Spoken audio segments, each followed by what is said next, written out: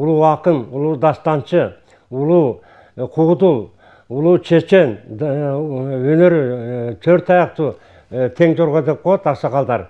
Өтө улуу комузчу болгон. Бул 1958 жылкы токтогул жөнүндө эскерүүлөр деген китеп жазылган.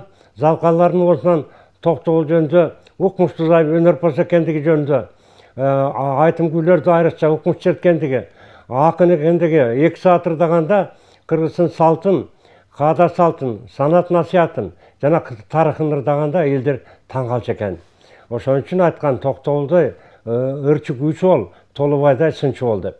Мына ошо кайрадан током 1928 жылы анда ошо Бишкек шаарына, Фрунзе шаарына чакырып, Москвадан үн жазгыч, нота жазгыч Затаевич, Виноградов, Шубин дегендер келип, Мураталы Күрөңкеев, Карамолдо Орозов менен чертиштирелдеп, ошондо токомду кана силер кичүү экенсиңер, баштагыла деп, биринчи анан Карамолдо Орозов черткенде, о, сен залкар күйлөрдү укмуш чертет экенсиң, рахмат өнөрүңө, өркөнүң өссүн деп батасын берет экен.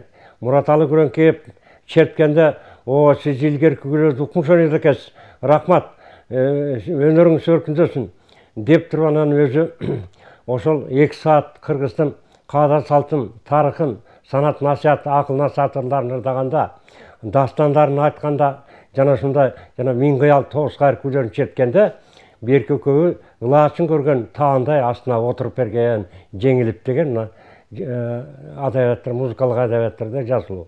Мына ушундай кандай укмуш өнөрпөз болгондугу мына ушундан эле билишке болот. Анан ушу миң кыял деген күүсүн кайрадан залкар комузчу Ыбырай Туманов атабыз иштеп чыккан экен. Анан буну дагы Раматылык Шеркулов Шекербек чоң атам иштеп чыккан айрым кайрыктарын. Ошол залкар комузчулардын иштеп чыккан варианты боюнча мен дагы ушул өзүмдүн ыкмамым боюнча миң кыялды чертип берейин. Бул кадимки акылман, сулуу Алымкан деген сүйгөнүнө арналган күү экен.